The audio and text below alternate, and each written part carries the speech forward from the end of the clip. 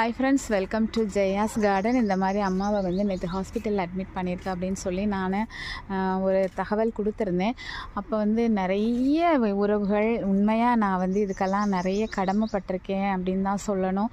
எனக்கு இந்த உறவுகள் கிடச்சதுக்கு நான் கடவுளுக்கு தான் நன்றி சொல்லணும். ஏன்னா அவ்வளோ பேர் அம்மா நல்லாகணும்னு சொல்லி ப்ரேயர் பண்ணிகிட்ருக்காங்க.